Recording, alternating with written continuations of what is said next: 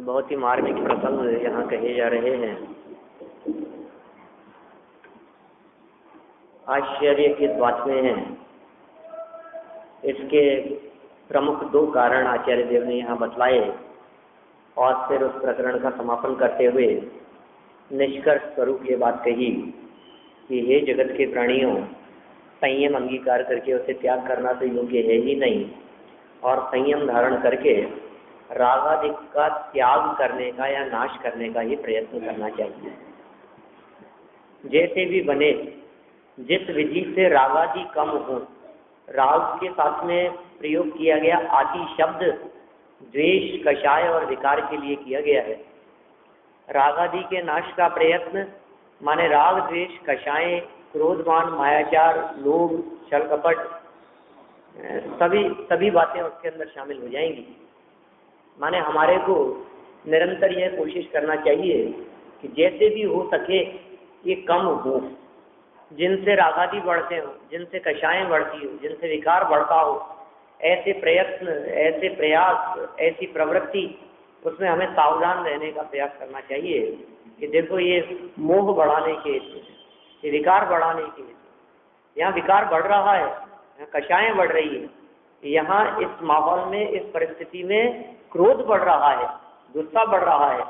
इन चीज़ों को देखने से लालच बढ़ता है, लोभ बढ़ता है, आसक्ति, आकांक्षाएं, इच्छाएं बढ़ती है। आप सावधान रहें उससे।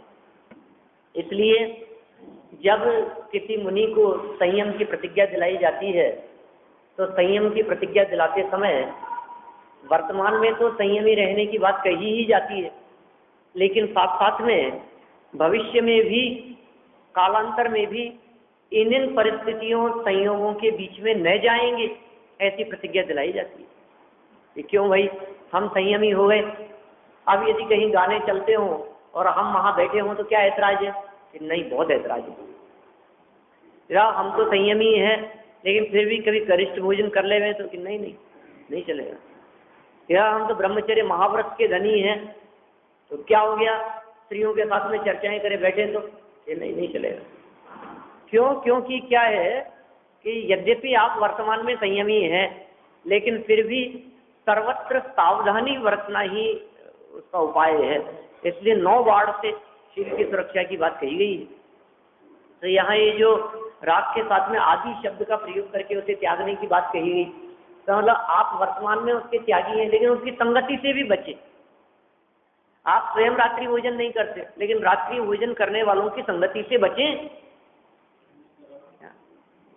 ख्याल में आ रही है बात? आप यदि उन्हीं के बीच में उठते बैठते हैं, उन्हीं के साथ में रहते हैं, वही आपका माहौल है, तो आप मान करके चलिए धीरे धीरे करके आपके परिणाम और आपके विचार भी वैसे ही हो जाएंगे और आपका संयम असंयम में बदल जाएगा। फिर जिसके लिए यहाँ अभागी शब्द का प्रयोग किया, हम वापस उसमें शामिल हो जाएंगे। अमृत पीकर वमें अभागी, संयम निधि त्यागे, संयम निधि पाकर त्यागे, संयम निधि को प्राप्त करके त्याग देने वाले। क्यों हो गया ऐसा? क्यों त्याग दिया? देखो, कोई ऐसा मूर्ख तो होता नहीं होगा जो एकदम उस चीज को त्याग दे। कुछ न कुछ कारण रहते होंगे, कुछ न कुछ परिस्थितियां बनती होगी जिसके कारण उनका त्याग कर देता होगा। ऐसे तो कौन व्यक्ति छोड़ेगा? जिस व्यक्ति ने एक बार रात्रि भोजन करने का त्याग कर दिया है, अब वो व्यक्ति दोबारा रात्रि भोजन क्यों शुरू करेगा? मैं आपसे पूछना चाहता हूँ, क्यों करेगा शुरू? तो कोई ना कोई परिस्थितियां ऐसी बनेगी, माहौल ऐसा बनेगा, बाहरी संयोग इस प्रकार के होंगे, बाहरी कहने वाले मित्र मंडली, सगे साथी, रिश्तेदार, जानकार, वे ऐसा कहने वाले होंगे। बाहर में नौकरी होगी, बिजनेस होगा, दुकान होगी, कुछ न कुछ ऐसी बातें बनेगी घर वाले टोकते होंगे, घर वाली नाराज होती होगी कि आप रोज रोज खाना छोड़ते हो, ये कोई तरीका है कि अब समय से आते नहीं हो, आप शुरू कर दो खाना, जो भी परिस्थितियां बने। तो देखिए अब हम ये कह रहे हैं क्या,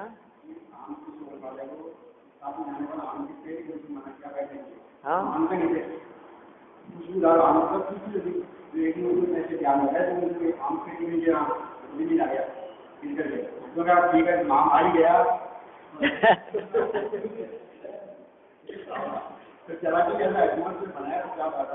खुद ही ऐसा माहौल, इसलिए ये जो इसके तुरंत बाद में मैं रास्ते भर इसके बारे में विचार करता रहा था कि ये जो प्रकरण यहाँ इन्होंने दिया है कि संयम निधि पाकर त्यागे है, और इसके बाद में रागादि नाश करने की प्रेरणा दी है, ताकि ये इससे क्या रिलेशन है इसका आपस में। और बहुत विचार करने पर यही बात ख्याल में आई कि आप यदि ये संयम अंगीकार करके उन परिस्थितियों से नहीं बचेंगे, माहौल से नहीं बचेंगे, तो फिर त्याग कर देंगे उसका, संयम का बिगड़ जाएगी, मन में वो बात आए बिना नहीं रहेगी। इसलिए बहुत सावधान रहने की जरूरत, हर कदम पर सावधान रहने की जरूरत है। जैसे देखिए आप ग्रहित मिथ्यात्व के त्यागी हैं, अग्रहित मिथ्यात्व होंगे साथ में ही रहते हैं, तो फिर क्या होगा, आप उनके साथ साथ में उनको नमस्कार करना, पूजना, वंदन करना, न मालूम क्या क्या हो जाएगा। फिर संगति न मालूम कैसे कैसे अनर्थ नहीं करा देती है।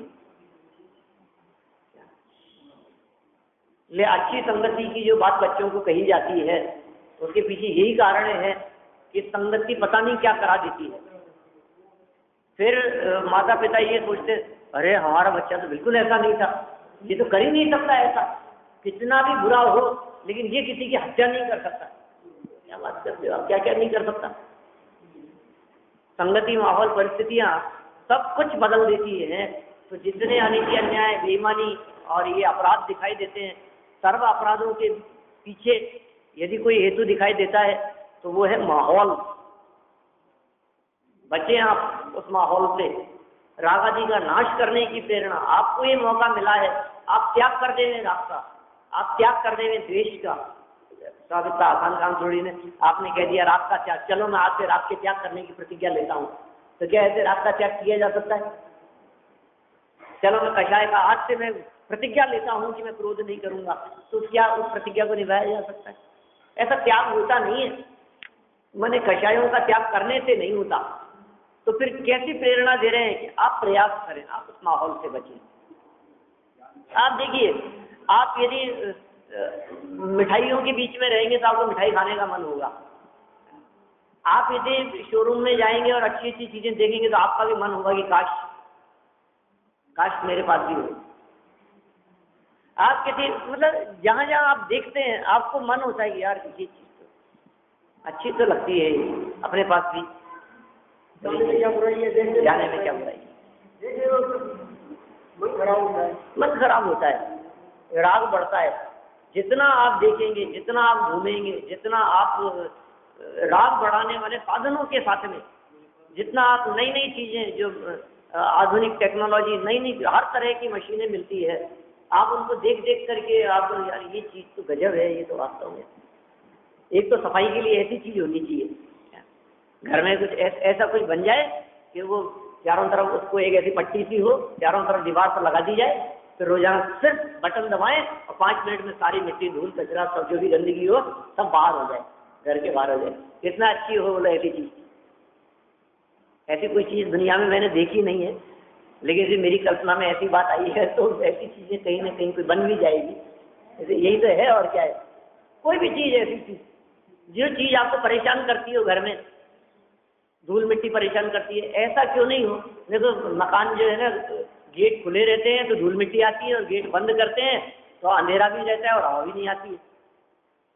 तो कुछ ऐसा प्रोटेक्शन हो, कुछ ऐसा है अदृश्य जिसमें धूल मिट्टी तो नहीं आए और हवा आए। ऐसा हो तो कितना अच्छा रहे, रोशनी प्रकाश भी रहे। और ऐसी चीज यदि आपको मिले, और साहब पता नहीं कितने की होगी, 1,50,000 की, नहीं 500 रुपये में फूल लगाएंगे कि नहीं अपने दरवाजे, क्यों नहीं, अपन भी लगा लेंगे। तो हम कहते हैं आप देखो ही मत, आप आकर्षित होते हैं इसीलिए तो जब तक वीतरागी नहीं होता तब तक सर्वज्ञ नहीं होता व्यक्ति। सर्वज्ञ होने के पहले वीतरागी होना जरूरी है। दुनिया की सारी बातें सर्वज्ञ हो जाने के बाद में ज्ञान का विषय बन जाती है। लोकालोक के समस्त पदार्थ, भूतकालीन, वर्तमानकालीन, भविष्यकालीन, सब कुछ स्पष्ट एट ए टाइम ज्ञान का विषय बनते हैं, ज्ञान का ज्ञेय बनते हैं। उसका नाम केवल ज्ञान है, उसका नाम सर्वज्ञता है। लेकिन वो सर्वज्ञता प्रकट करने के पीछे देखो, जब सर्वज्ञता की महिमा गाई जाती है तो हमारा मन होता है यार काश अपने को भी पता लग जाए क्या होगा, क्या होने वाला है। बोलो अभी यदि यहाँ एक कोई व्यक्ति आए प्रवचन सुनने के लिए, आप तो नहीं जानते लेकिन मैं जानता हूँ, बहुत बड़े ज्योतिषी हैं और मैं वर्णन कर दूँ है कि ये तो आज तक कभी इनके द्वारा कही गई बात गलत नहीं हुई। प्रवचन खत्म होती सब घेर लेंगे।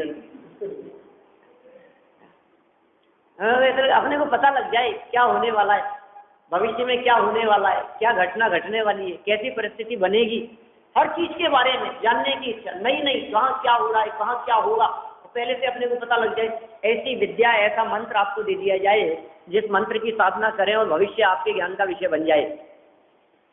बोलो आपको कितना मजा आएगा, हम कितना सोचते हैं, फिर तो क्या कहना। ये बात आगे नेक्स्ट स्टेप, माने ये हो जाए आपके पास में कितनी प्रसन्नता होगी। लेकिन एक शर्त लगा दी उसके साथ में, क्या शर्त लगा दी कि सारी बातें आपके ज्ञान का विषय तो बन जाएगी, लेकिन उसके लिए एक काम करना होगा। क्या एक आवश्यक शर्त है उसके लिए? क्या आवश्यक शर्त है कि जब तक आप वीतरागी नहीं होंगे तब तक आपको लोकालोक के पदार्थ नहीं दिखेंगे। माने देखो, जब तक वीतरागी नहीं हुए आप, जब तक अंदर में रागादि की भावना है, तब तक आपको लोकालोक दिखेंगे ही नहीं। और वीतरागी हो गए तो फिर कोई फर्क नहीं पड़ता है, सारे जगत के पदार्थ ज्ञान का विषय बने, लेकिन उनको प्राप्त करने की इच्छा नहीं है, उनको अपनाने की इच्छा नहीं है, उनको देख देख करके हमारा चित्त और हमारा मन उनकी तरफ आकर्षित नहीं होता है। तो यहाँ सर्वप्रथम संयम अंगीकार करने के बाद में राग आदि का नाश करने की प्रेरणा देते हैं। होगा तो भूमिका अनुसार, होगा तो अंतरोन्मुखी पुरुषार्थ से, लेकिन प्रयास तो करें हम कि हमारे राग आदि का अभाव हो जाए। हम बच्चे तो सही, आप जानबूझकर नया सीरियल देखने की कोशिश करते हो, फिर आप रोजाना तो वही टाइम हो जाता है सीरियल देखने का, क्या करेगा, बहुत अच्छा आता है, मन उसकी तरफ आकर्षित हो जाता है। मैं कहता हूँ कई बार ऐसा कि बिल्कुल आप यदि इन चीज़ों से बचना चाहते हैं तो आप बिल्कुल संकल्प ले लें कि अब नया तो शुरू करेंगे ही नहीं, जो चल रहा है कोई बात नहीं है ना, जिसकी तरफ आपका चित्त आकर्षित है उसका कोई बात नहीं। लेकिन आपने नया शुरू किया तो फिर समझ लो आप फिर वो रेगुलर हो जाएगा।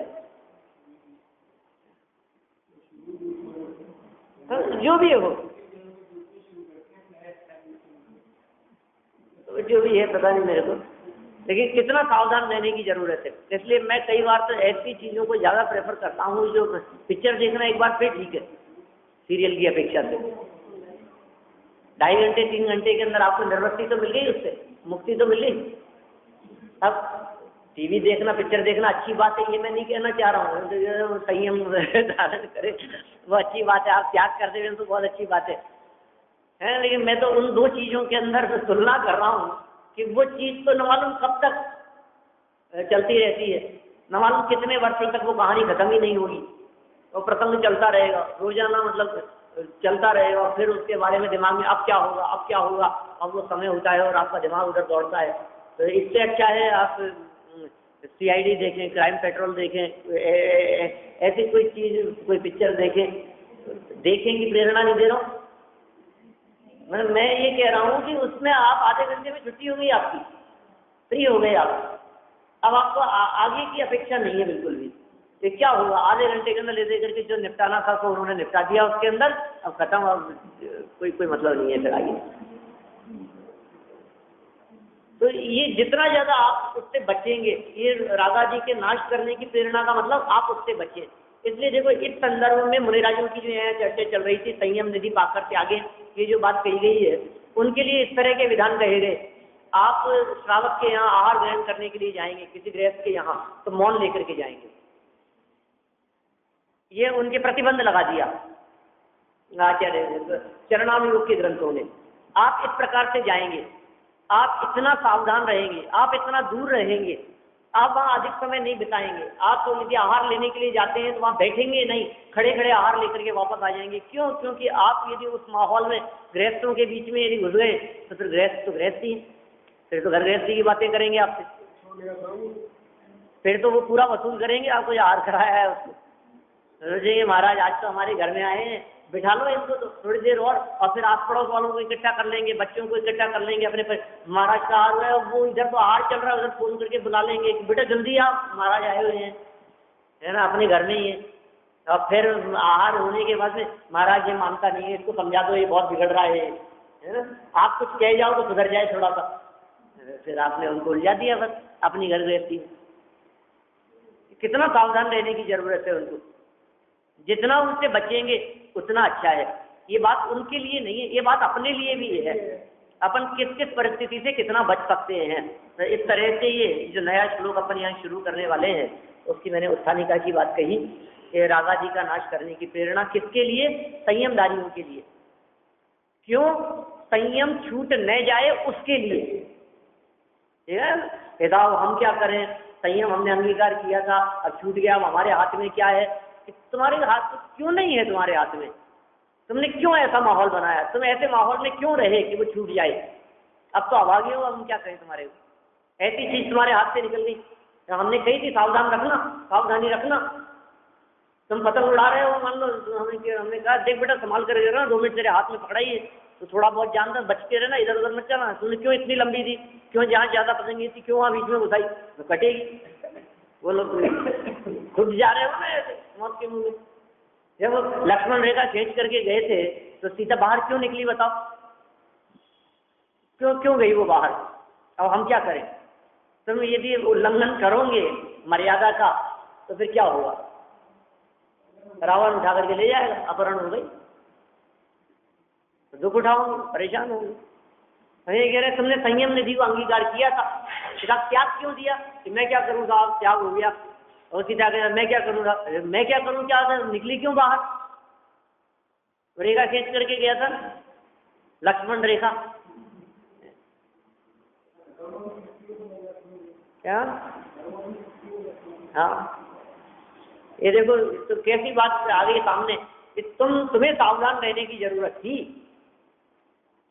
तुम यदि उस मर्यादा का उल्लंघन करके बाहर निकलोगे, जब तुम्हें कह करके गए थे कि ये काम मत करना, जब बेटे तेरे को मना किया था ये ब्लेड है, ये कैंची है, इससे मत खेलना, तुम फिर माना नहीं ना, अब हाथ कट गया तो रोता रहे, मैं क्या करूँ? देखिए तुमने संयम अंगीकार किया, फिर हमने क्या क्या बातें बतलाई कि जो भी उसकी ब्रह्मचर्य की 5 भावनाएं हैं, कि अहिंसा व्रत की 5 भावनाएं हैं, कि सत्य आचार्य आदि की जिन भावनाओं की चर्चा उमा स्वामी आचार्य ने की है, विविध प्रकार से की भावनाएं बतलाई है। क्या तुम उनकी भावना भाना? या अब यदि तुम उनकी भावना नहीं भाते हो और फिर संयम छूट जाता है, संयम का त्याग हो जाए, माने तुम्हारे हाथ से ये संयम फिसल जाए, तो फिर हमें आकर के मत कहना, हम क्या करें? हमने तो कही थी तुम इस जगह पर सावधान रहना। तो क्या करें उसके लिए? ये त्याग करो, इसकी प्रेरणा दे रहे। पूर्वोक्त कारणों से माने संयम छोड़ देने वाले व्यक्ति संसार में रुलते हैं, संयम छोड़ देने वाले व्यक्ति दुनिया में भटकते हैं। संयम जिनका छूट जाता है वे जीव अधोगति को प्राप्त होते हैं, नरक निगोद को प्राप्त होते हैं। इसलिए संयम छूट नहीं जाए, ये चीज आपके हाथ में पकड़ाई है, देखो छूट नहीं जाए, सावधानी से। कहीं से सावधानी रखना, छूट नहीं जाए तो छोड़ दी तुमने। ये निधि है, जिस प्रकार से रत्नों को प्राप्त करके व्यक्ति उसको आसानी से छोड़ता नहीं है। कई बार तो ऐसा भी देखा जाता है कि बहुमूल्य वस्तु को ये जीव प्राण की कीमत पर भी उसकी सुरक्षा करता है। लोक में भी ऐसा देखा जाए, प्राणों की कीमत पर भी नहीं, इसकी तो सुरक्षा करेंगे हम। क्यों? क्योंकि वो इतनी बहुमूल्य है। जैसे समझ लो आप इसको, यदि मैं पुराने राजाओं के क्षेत्र में ले जाऊं तो अपने राजकुमार की रक्षा करने के लिए, राजा की रक्षा करने के लिए उनकी बहुमूल्यता देखकर, क्या समझो आप, अकलंक निकलंक की बात देखो तो निकलंक ने अपने प्राण देकर के भी अकलंक की बहुमूल्यता जानकर उन्हें बचाया। जिसके चित्त में जो अधिक मूल्यवान है कि नहीं भाई साहब आपकी ज्यादा जरूरत है, तो स्वयं के प्राण देकर के भी मैं मर जाऊं तो ठीक है, कोई दिक्कत नहीं, आपकी सुरक्षा ज्यादा जरूरी है। पन्ना धाय जैसी आप इतिहास उठा करके देखें तो आपको ऐसे बहुत, मैं तो दिमाग जो है ना ऐसे खुले आसमान में दौड़ता है, सब तरफ पता नहीं कहाँ कहाँ की बातें घूमती रहती है। तो आप खूब विचार करें उसके बारे में, खूब चिंतन करें, आपको ऐसे कितने उदाहरण मिल जाएंगे किसकी कीमत पर किस चीज की रक्षा की उन्होंने, रक्षा क्यों की कि नहीं राजकुमार की सुरक्षा ज्यादा महत्वपूर्ण है, इसकी सुरक्षा होनी चाहिए। चंद्रगुप्त की सुरक्षा ये समझो आप, उसने राज्य दिलाया, चाणक्य ने उसको उसका राज्य दिला दिया, 6 महीने का था वो, कितने प्रसंग मिलेंगे आपको ऐसे। तो किसकी सुरक्षा की बात करिए, जो चीज बहुमूल्य है उसकी सुरक्षा करो आप कैसे भी करके। तो क्या बहुमूल्य है, तो यहाँ कह रहे हैं वो खजाना, खजाने की सुरक्षा।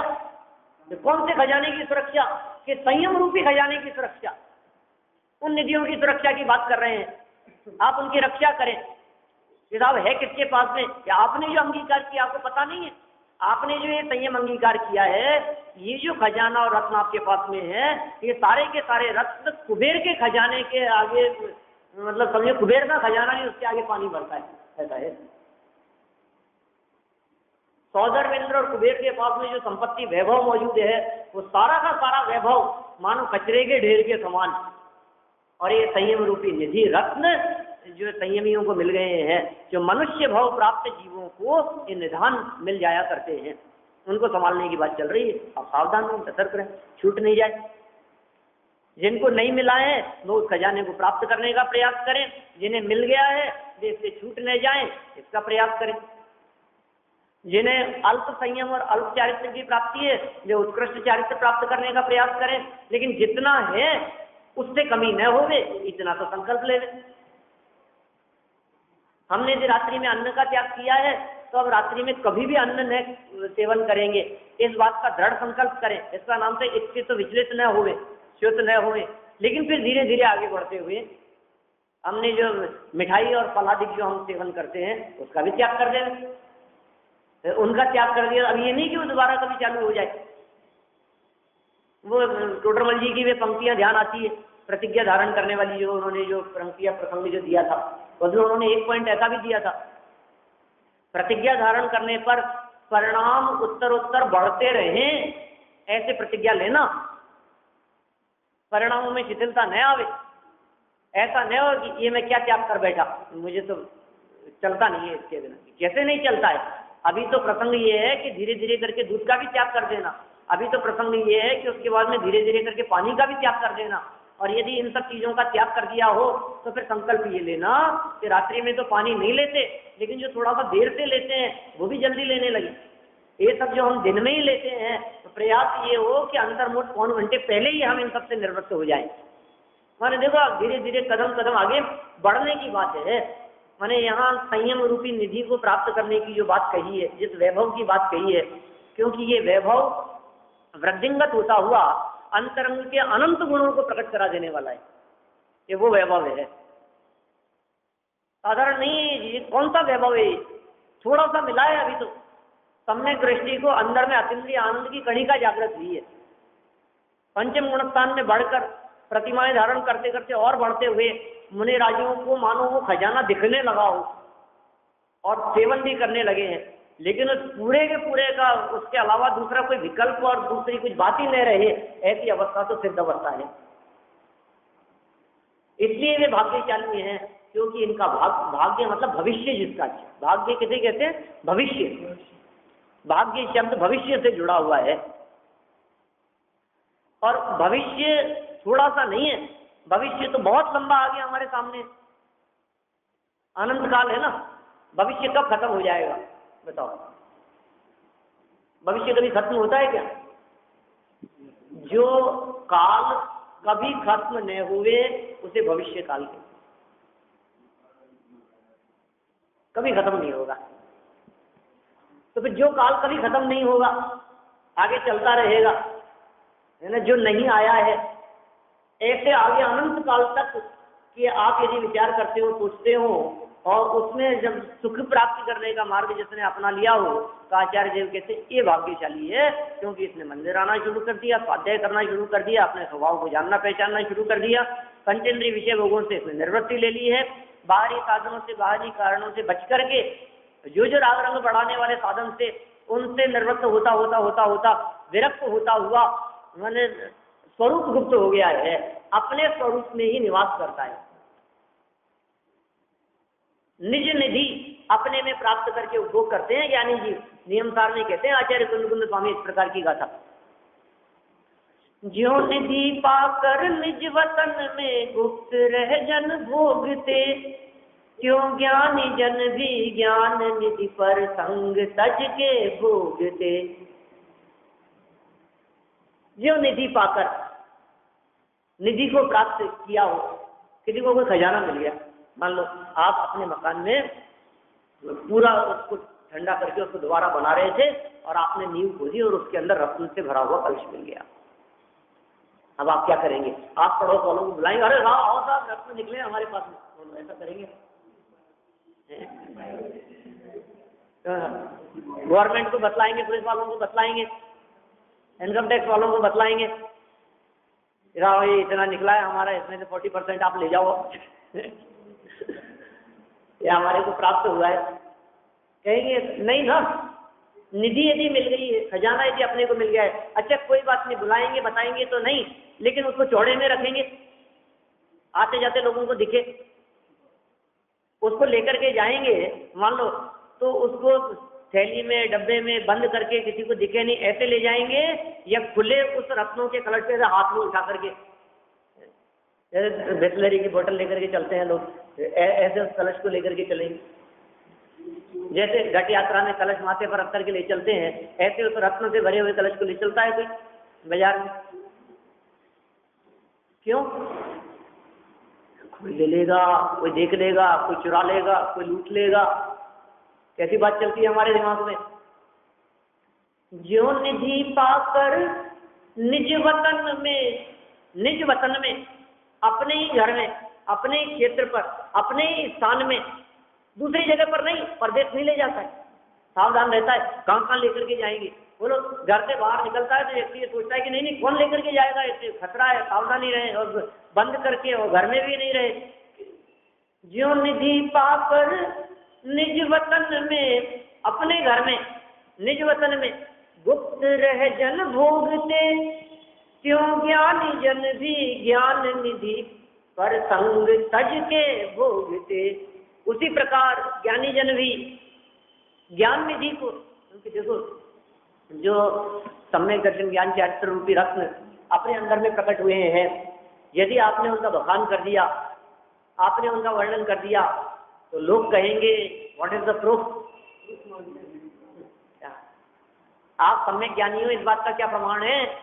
आप सम्यक दृष्टि हो इस बात का क्या प्रमाण है? फिर आप कहेंगे मैं कह रहा हूं ना, बड़े आए कहने वाले, मैं कहने से सम्यक दृष्टि हो जाऊंगी क्या?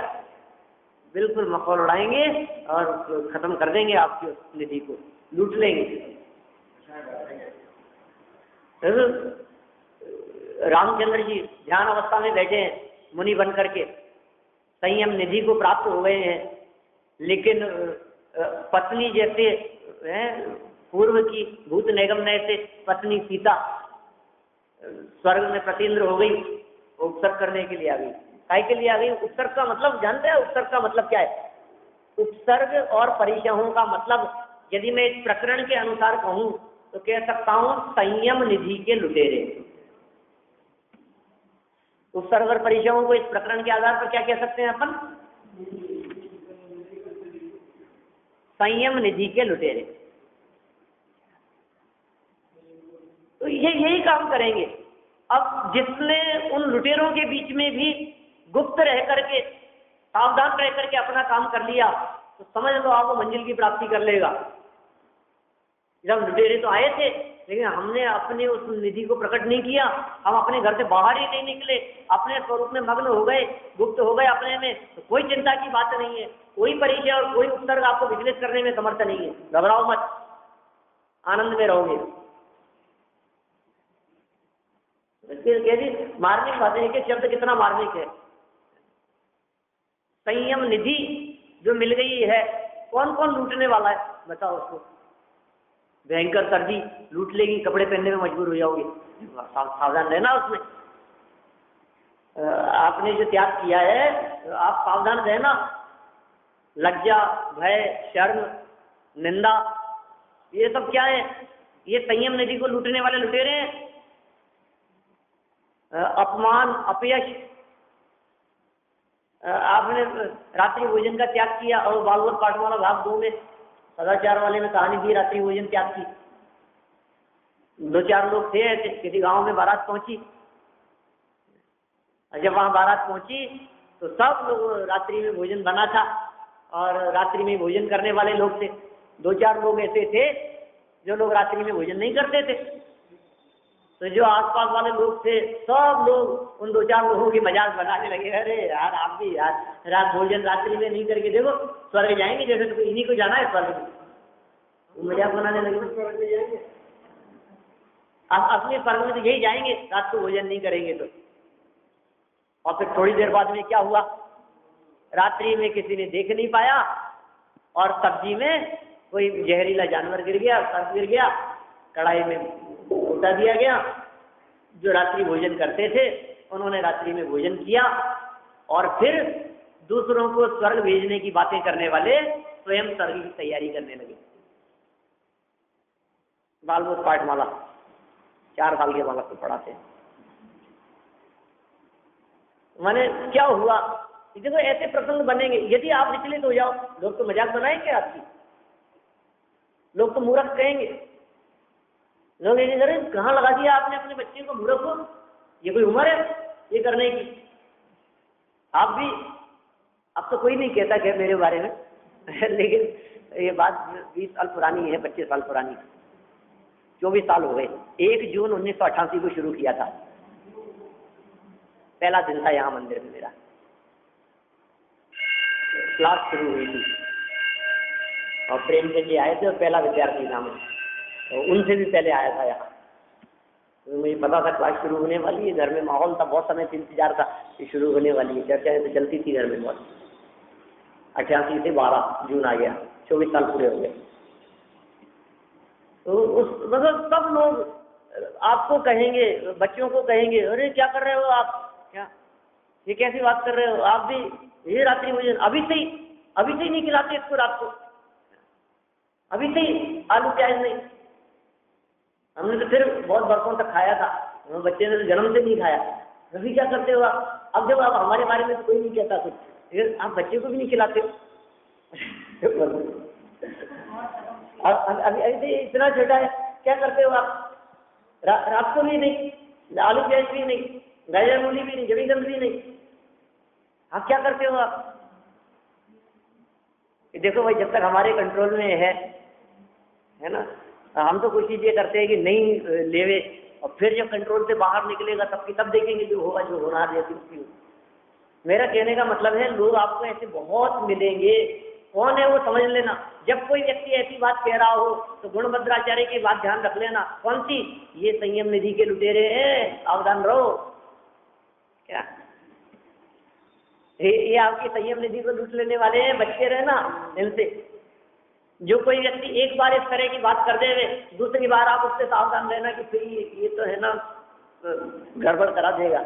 यदि बच्चे इनकी संगति में रहा, हम ज्यादा इनकी संगति में रहे तो इनको तो सुधारना मुश्किल है कि हमें हमें बदल देंगे।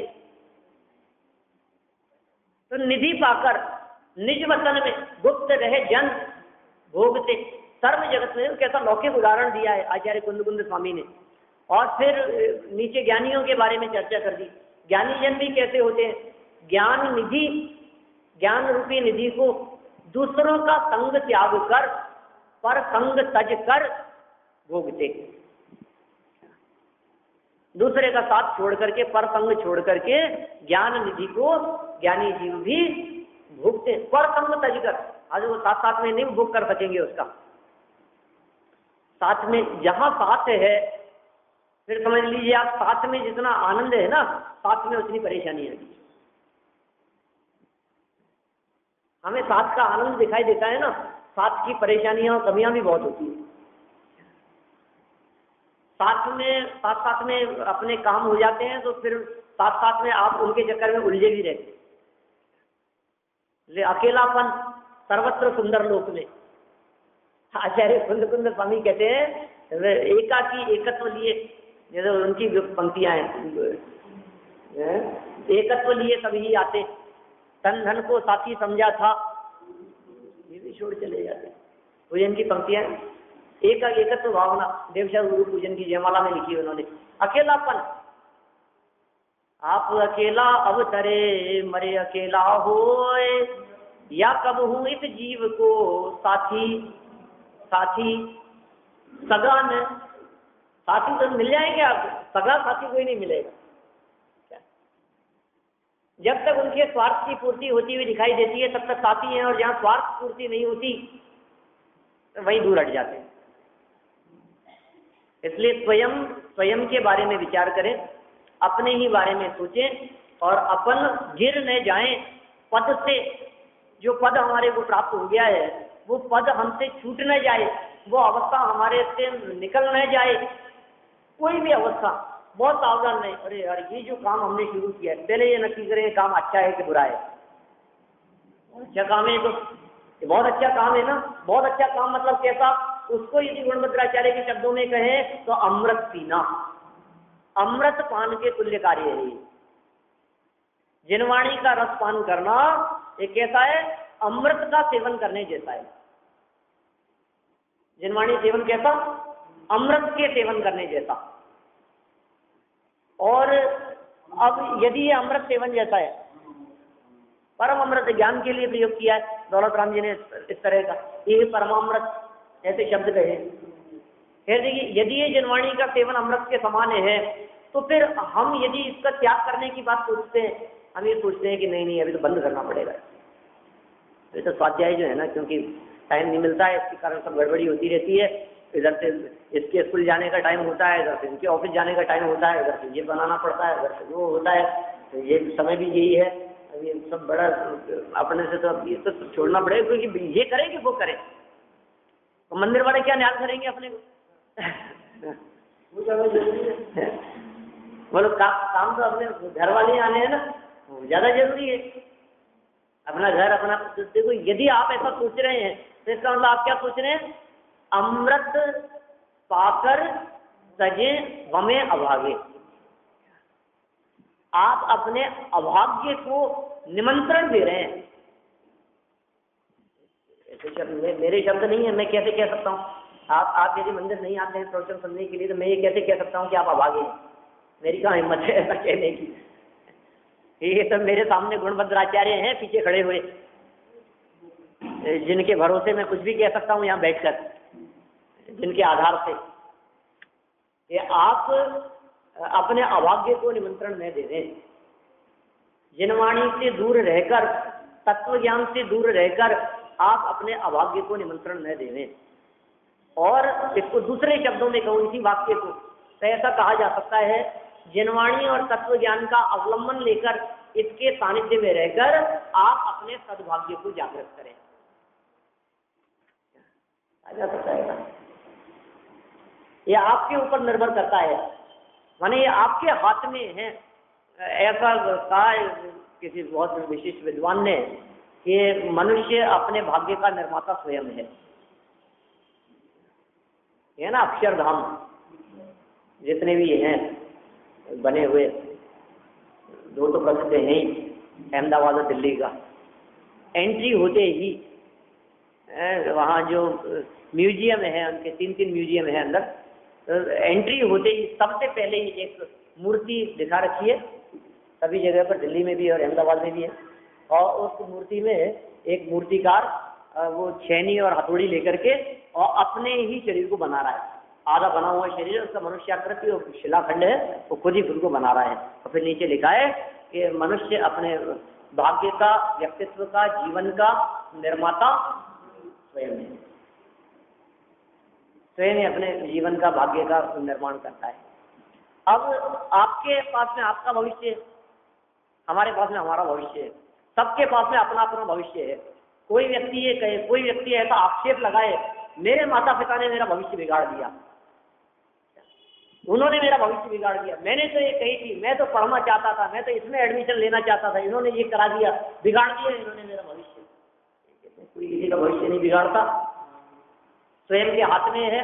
और भविष्य का बिगड़ना और सुधरना वो आपके कल्पनानुसार नहीं चलेगा। भविष्य बिगड़ा किसे कहते हैं? तत्व ज्ञान से दूर रहने वाले का भविष्य बिगड़ता है और तत्व ज्ञान के सानिध्य में रहने वाले का भविष्य सुधरता है। कौन अभागा है और कौन भाग्यशाली है, इसकी इससे सुंदर व्याख्या और क्या हो सकती है जो यहाँ आचार्य देव ने कर दी? इससे सुंदर क्या व्याख्या मिलेगी हमारे को? कौन अभागा और कौन भाग्यशाली? अमृत पान करने वाले भाग्यशाली और अमृत का त्याग कर देने वाले अभागे। संयम अंगीकार करने वाले भाग्यशाली और संयम का त्याग कर देने वाले अभागे। इस तरह की ये व्याख्या यहाँ ये 168 नंबर के श्लोक में की गई थी, जिसकी चर्चा अपन कर रहे हैं, की है अपन ने। अपन कल इस प्रकरण को निश्चित रूप से आगे बढ़ाएंगे। अभी की चर्चा को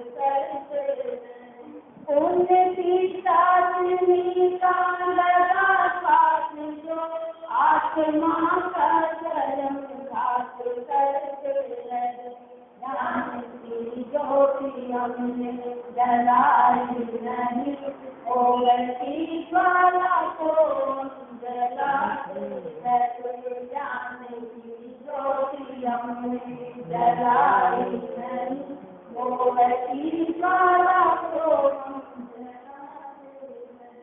पाप को तो सुशील कभी करे, पुण्य को भी सुशील नहीं मानते।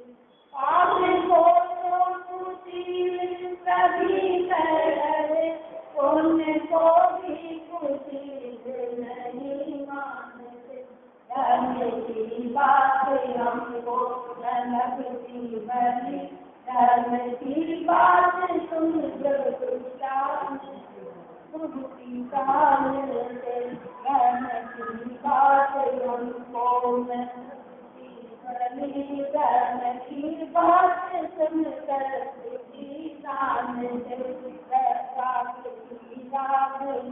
हम बजाते रहे धर्म को आज तक हमने जाना नहीं,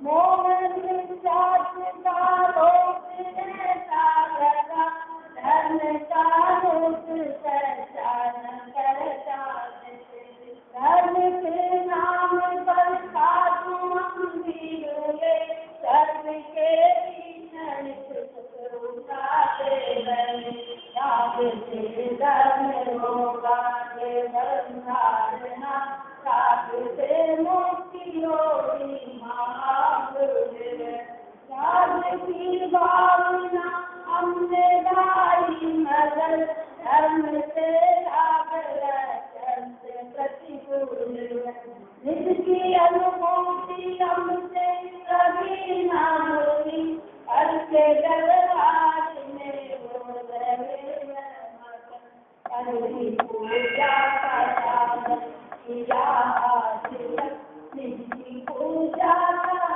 तक किया हरि पूजा का साधन किया आज तक, निजी पूजा का तक किया। जल में प्यासी रहे निर्याचल है, चारों गतियों में हमसे मिलाते रहे, जल में प्यासी रहे निर्याचल है, चारों गतियों में हमसे मिलाते रहे, जिसको पाना है तो राज से रोक तक, जो भी पर वस्तु है उससे जग मोड़ में, चमत्कार से लोक चिंतामणि, से दानंद से चमत्कार से लोक चिंतामणि, से दानंद से तन को जोड़ने, उनमें कुछ नहीं है वो पाते बेटा, पाप भी है पुण्य भी है, उनमें कुछ नहीं है वो पाते बेटा, पाप भी है पुण्य भी है, साथ से भिन्न चैतन्य चिंतामणि, मेरे दो जात नागत उपाय, साथ से भिन्न चैतन्य चिंतामणि, मेरा तो जात नागत उपाय, स्वभावों की बस्ती को हम छोड़ते, इन विकारों की बस्ती बचाते रहे, निज स्वभावों की बस्ती को हम छोड़कर, इन विकारों की बस्ती बचाते रहे, धर्म को आज तक हमने जाना नहीं, राज की राजनी वाणी के ज्ञान से तुझे रोकारो, तो वाणी मस्तक नभो सदा देखो, सदा देखो।